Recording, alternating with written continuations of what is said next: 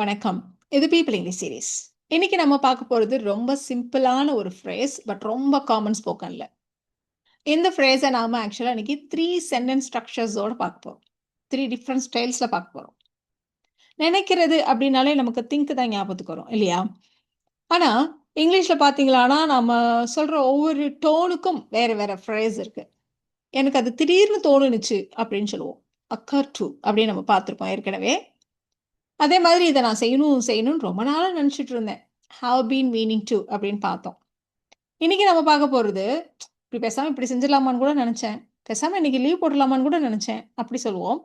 இது ஒரு ஸ்டைல். நான் நினச்ச எதுவுமே நடக்கலை. நான் நிறைய ஐடியாஸ்லாம் யோசிச்சேன், பட் நான் நினச்ச எதுவுமே ஒர்க் ஆகலை. இது செகண்ட் ஸ்டைல். இப்போ அதே மாதிரி இன்னொரு ஸ்டைலும் நம்ம இன்னைக்கு பார்க்க போகிறோம். அதை நினச்சாலே எனக்கு உடம்பெல்லாம் சிலுக்குது, அது நினச்சாலும் இப்போ நினச்சாலும் எனக்கு உடம்பெல்லாம் நடுங்குது எப்படி சொல்லுவோம் இல்லையா? இந்த மாதிரி சென்டென்சஸ். ஸோ இந்த மாதிரி 3 டிஃப்ரெண்ட் சென்டென்ஸ் ஸ்ட்ரக்சர்ஸ் நம்ம பார்க்க போகிறோம். நாம் இன்னைக்கு பார்க்க போகிற ஃப்ரேஸ் தாட் ஆஃப். இந்த தாட் ஆஃபை 3 டிஃப்ரெண்ட் சென்டென்ஸ் ஸ்ட்ரக்சரில் யூஸ் பண்ண போகிறோம் அப்படின்னு சொன்னோம் இல்லையா? ஸோ நம்ம ஃபஸ்ட்டு பார்க்க போகிறது ஒரு ஷார்ட் பீரியட் ஆஃப் டைமுக்கு எனக்கு அப்படி ஒரு எண்ணம் வந்துச்சு, நான் அப்படி நினச்சேன் அப்படின்னு சொல்கிறதுக்கான ஸ்ட்ரக்சர். எனக்கு அப்படி கூட ஒரு யோசனை வந்துச்சு, நான் அப்படி கூட செய்யலாம்னு நினச்சேன். ரொம்ப நேரம்லாம் நம்ம யோசிக்கலாம். ரொம்ப ஒரு டீப் திங்கிங், அதோடைய சாதக பாதங்கள்லாம் அப்படியே யோசிக்கிறது அந்த மாதிரிலாம் எதுவும் இல்லை. பேசாமல் இப்படி பண்ணிடலாமா அப்படின்னு ஒரு ஷார்ட் பீரியட் ஆஃப் டைமுக்கு நமக்கு ஏதோ ஒரு ஐடியா வரும். அந்த மாதிரி சொல்கிறப்ப தான் நம்ம தாட் ஆஃபை யூஸ் பண்ணுவோம். ஸோ இந்த மாதிரி தாட் ஆஃபை யூஸ் பண்ணுறப்போ அதோடைய சென்டென்ஸ் ஸ்ட்ரக்சர் பாருங்கள். Subject, thought of, verb plus ing, gerund இப்படி நம்ம யூஸ் பண்ண போகிறோம். இப்போ எக்ஸாம்பிளுக்கு எனக்கு அப்போ ரொம்ப கஷ்டம், ஒரு கட்டத்தில் நான் படிப்பே விட்டுடலாமா அப்படின்னு கூட நினச்சேன் அப்படின்னு நம்ம சொல்ல போகிறோம். ஸோ ஒரு கட்டத்தில் at one point நான் நினச்சேன், ஐ தாட் ஆஃப் என்ன பண்ணலான்னு படிப்பை விடுறது, படிப்பு பாதியில் விடுறதா ட்ராப் அவுட்டுன்னு சொல்லுவோம் இல்லையா? அதனால verb plus ingன்றதுனால dropping out of my studies, என் படிப்பை பாதியில் விட்டுலான்னு நினச்சேன், அப்படி கூட நினச்சேன் அப்படின்னு சொல்கிறதுனால பெரும்பாலும் இந்த மாதிரி சென்டென்சஸில் இந்த மாதிரி ஒரு கூட அப்படி சேர்த்துக்கிறது சகஜம்தான். அதனால நம்ம I even thought of dropping out of my studies. At one point, I even thought of dropping out of my studies.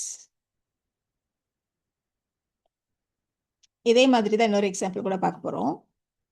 அவங்க என்ன வாட்ஸ்அப்பில் தான் இன்விடேஷன் அனுப்புனாங்க, அதனால் பேசாமல் கல்யாணத்துக்கு போகாமல் இருந்துடலாமா அப்படின்னு கூட பார்த்தேன் அப்படின்னு நம்ம சொல்லுவோம். அப்படின்னு கூட பார்த்தேன்னா சீன் அர்த்தம் இல்லை, அப்படின்னு கூட ஒரு ஒரு எண்ணம் எனக்கு வந்துச்சு, அப்படி கூட ஒரு யோசனை வந்துச்சு அப்படின்னு கூட நான் நினச்சேன். அதை தான் நம்ம அப்படி சொல்கிறோம் இல்லையா? ஸோ அவர்கள் வாட்ஸ்அப்பில் தான் இன்விடேஷனை அனுப்புனாங்க. அப்போ they sent the invitation only on WhatsApp. They sent the invitation only on WhatsApp. So அதனால் அப்படி நினச்சேன். So I even thought of not going to the wedding. I thought of not going to the wedding, போகாமல் இருக்கலாம்னு நினச்சேன். So not going to the wedding. They sent the invitation only on WhatsApp. So I even thought of not going to the wedding. இன்னொரு example பார்க்கலாமா? அவள் பேசாமல் புதுசாக ஃபஸ்ட்லேருந்து ஆரம்பிச்சிடலாமா அப்படின்னு கூட நினச்சா. அப்படி கூட அவளுக்கு ஒரு எண்ணம் வந்துச்சு அப்படி சொல்ல போகிறோம். ஸோ அவளும் நிறைய ட்ரை பண்ணா, சரியாகவே வரல, பேசாமல் ஃபஸ்ட்லேருந்து புதுசாக ஆரம்பிச்சிடலாமா அப்படின்னு கூட அவள் நினச்சா அப்படின்னு நம்ம சொல்ல போகிறோம். ஸோ அப்படி கூட ஒரு எண்ணம் வந்தது அப்படிங்கிறனாலே நமக்கு வந்து ஒரு ஷார்ட் பீரியட் ஆஃப் டைமுக்கு வந்து ஒரு யோசனை தான் அப்படின்னு இருக்கு இல்லையா? ஸோ அந்த மாதிரி இடங்களில் தான் நம்ம தாட் ஆஃப் யூஸ் பண்ணிகிட்ருக்கோம். அப்போ ஷி தாட் ஆஃப், ஃபஸ்ட்லேருந்து ஆரம்பிக்கிறதுனா ஸ்டார்ட் ஓவர் அப்படின்னு நம்ம சொல்லுவோம். அப்போ she even thought of starting over. She even thought of starting over சொன்னோம் இல்லையா? verb plus ing, ஆஃப்ன்ற ஜெரண்ட் பக்கத்தில் verb plus ing. சரி, இப்போ நம்ம ஃபஸ்ட்டு ஸ்ட்ரக்சர் பார்த்துட்டோம். செகண்ட் ஸ்ட்ரக்சரை பார்க்க போகிறோம். இந்த ஸ்ட்ரக்சரை யூஸ் பண்ணி என்ன மாதிரி சென்டென்சஸ் ஃப்ரேம் பண்ண போகிறோம் அப்படின்னா, நான் நினச்ச எதுவுமே நடக்கலை, நான் நினச்ச எதுவுமே சரியாக வரல, நாங்களும் நிறைய பேர்லாம் யோசித்தோம், நினச்ச எதுவுமே வந்து கொஞ்சம் நல்லா இல்லை, அந்த மாதிரிலாம் சொல்லுவோம் இல்லையா? ஸோ அந்த மாதிரி சொல்கிறதுக்கு தான் இந்த nothing subject thought of V2. பாருங்கள், முன்னாடி நம்ம verb plus ingன்னு சொன்னோம். இந்த ஸ்ட்ரக்சரை யூஸ் பண்ணுறப்போ பாஸ்ட் verb யூஸ் பண்ண போகிறோம். இந்த மாதிரி எக்ஸாம்பிள்ஸ் பார்க்கலாம். ரொம்ப சிம்பிளான ஒரு எக்ஸாம்பிள் இருந்தால் ஸ்டார்ட் பண்ணுறோம். நான் நினச்ச எதுவுமே நடக்கல. சென்டென்ஸ் ஸ்ட்ரக்சர் ஞாபகம் வச்சுக்கோங்க. Nothing subject thought of V2 அப்படி சொன்னோம் இல்லையா? அப்போ நத்திங் யார், நான் நினச்ச எதுவுமே. அப்போ nothing I thought of happened. Nothing I thought of happened. நினைச்ச எதுவுமே நடக்கல அப்படின்னு சொல்றதுக்கு சிம்பிளா சொல்லிடலாம்.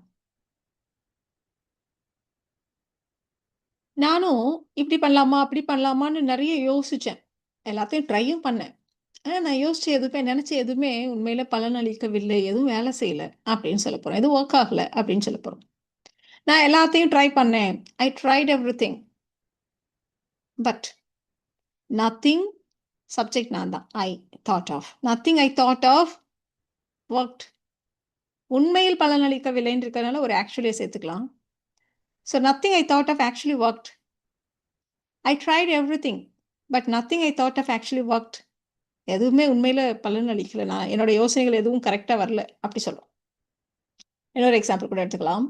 நாங்களும் குழந்தைக்கு நிறைய பேர்லாம் யோசிச்சோம். அதை பத்தி நாங்க நிறைய டிஸ்கஸ் பண்ணோம். ஆனா நாங்க நினைச்ச எதுவுமே சரியா இல்ல அப்படின்னா கேட்கறதுக்கு நல்லா இல்ல. அந்த மாதிரி நம்ம சொல்லப் போறோம். இந்த பேர்கள் எதுவுமே அவ்வளோ கேட்கறதுக்கு அவ்வளோ நல்லா இல்ல அப்படி சொல்லலாம். ஸோ நாங்க குழந்தைக்கு பல பேர்களை பற்றி பேசினோம், டிஸ்கஸ் பண்ணோம். We discussed various names for the baby. We discussed various names for the baby. But nothing we thought of. நாங்க நினைச்ச எதுவுமே.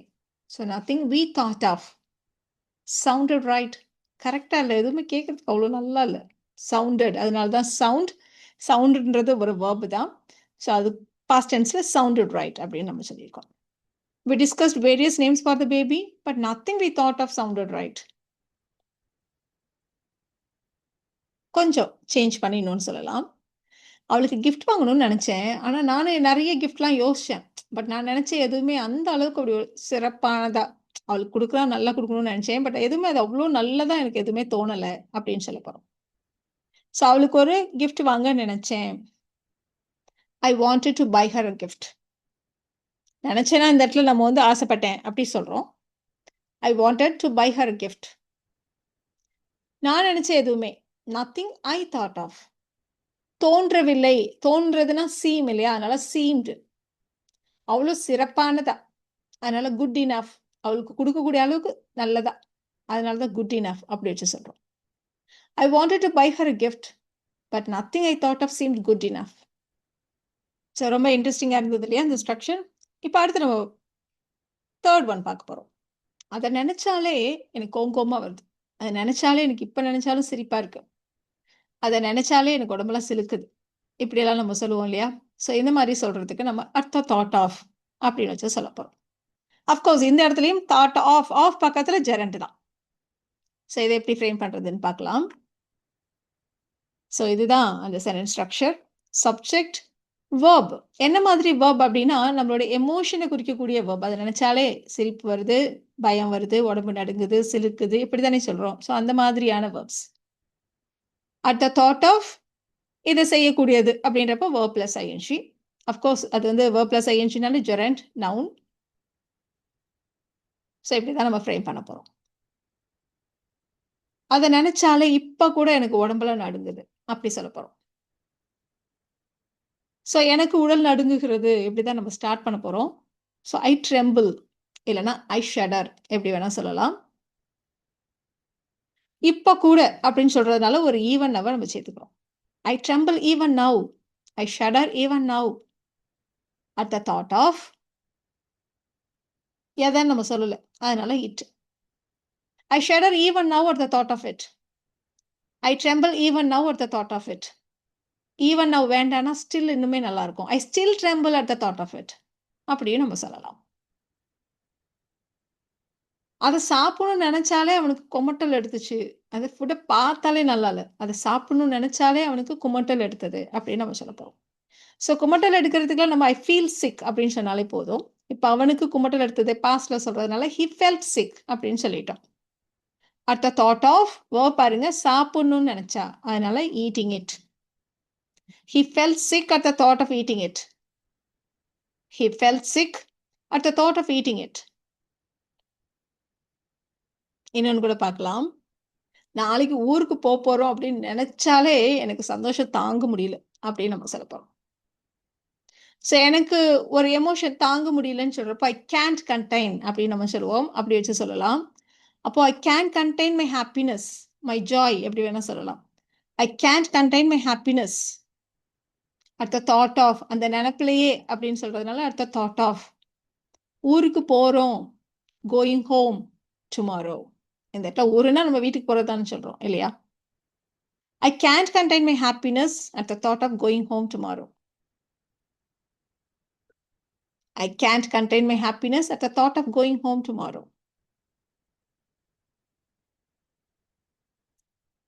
இது சொல்லலாம். அத நினைச்சாலே எனக்கு உடல் சிலிர்க்கிறது. கூஸ் பம்ப்ஸ் வருது. அப்படி சொல்லப்போம். அப்போ I get goosebumps. I get goosebumps at the thought of it. அத நினைச்சாலே அப்படின்னு தான் இருக்கு. அதனால at the thought of it. So நாம இன்னைக்கு 3 ஸ்ட்ரக்சர்ஸ் பார்த்தோம் இல்லையா? இந்த 3 சென்டென்சஸ நீங்க ட்ரை பண்ணுங்க. வேலை போயிடும் நினைச்சாலே அவளுக்கு அப்படியே அதை நினைச்சு அவள் நடுங்கினா அப்படின்னு சொல்ல போறோம். அந்த நினைப்பிலேயே அவள் நடுங்கினாள் அப்படின்னு சொல்லணும். பாஸ்ட் ஃபார்ம்ல நம்ம சொல்ல போறோம். அவ்வளவுதான். நான் நினைச்ச மாதிரி எதுவுமே சரியா போகல. இன்னைக்கும் பேசாம வராம இருந்தலாமான்னு கூட நினைச்சேன். இந்த 3 சென்டென்சஸ் தான் நீங்க ட்ரை பண்ணணும். உங்களுக்கான ஆன்சர்ஸை நீங்க அடுத்த ஸ்லைட்லயே செக் பண்ணிக்கலாம். உங்களுக்கான ஆன்சர்ஸ் பார்த்துடலாமா? அவள் நடுங்கினாள். She trembled. அந்த நினைப்பிலேயே நடுங்கினா. அட் த தாட் ஆஃப் வேலை போயிருங்கிற நினைப்புல. At the thought of losing a job. She trembled at the thought of losing a job. நான் நினைச்ச மாதிரி எதுவுமே போகல. Nothing I thought of went right. சரியா போகல. அதே மாதிரி போகல. கரெக்டா போகல. அதான் went right. இன்னைக்கும் பேசாம வராம இருந்துடலாமான்னு கூட நினைச்சேன். I even thought of not coming today. I even thought of skipping today. அப்படின்னு சொல்லலாம். ஸோ இந்த வீடியோவில் நாம thought of அப்படின்ற ஃப்ரேஸை 3 டிஃப்ரெண்ட் சென்டென்ஸ் ஸ்ட்ரக்சரில் எப்படிலாம் யூஸ் பண்ணலாம் அப்படின்றத தெரிஞ்சுக்கிட்டோம். இந்த வீடியோ உங்களுக்கு யூஸ்ஃபுல்லாக இருக்கும்னு நினைக்கிறேன். Thank you so much.